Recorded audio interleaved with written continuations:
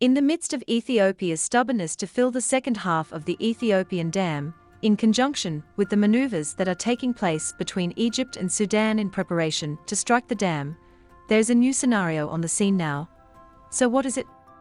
Today we will tell you a new story about the events of the Ethiopian Renaissance Dam, which would cause great destruction in Egypt and Sudan.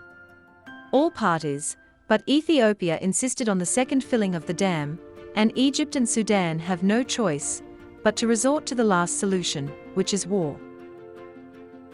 As a result, maneuvers began between the Egyptian and Ethiopian forces in Sudan in preparation for declaring a state of war at any time.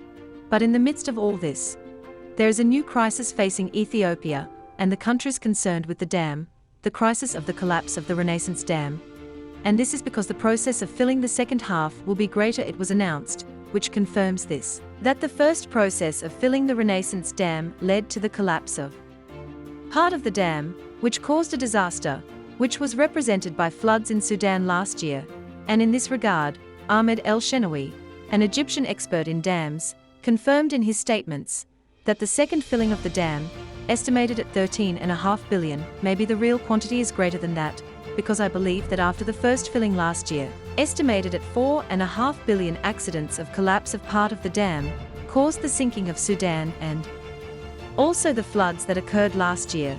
So I expect the second filling should be greater than the declared number.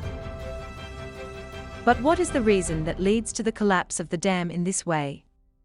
The first reason is that the dam is built on active ground faults that contain many earthquakes and volcanoes, and the dam officials did not consider that the faults on which the dam was built could cause its collapse, while the Addis Ababa administration wanted to achieve the height of the dam's body reaches 145 meters. And the international expert Ahmed pointed out that the dam is mostly rubble, that is, like the high dam. Because the arrival of water accelerates the collapse of the dam, as happened with Egypt in the Bar-Lev line east of the canal in the 1973 war with Israel. If a second collapse of the Renaissance Dam occurs after the collapse of the first, which took place in the past, it will cause a real catastrophe in Egypt and Sudan, because the filling of the second half is double that of the first, which caused floods in Sudan.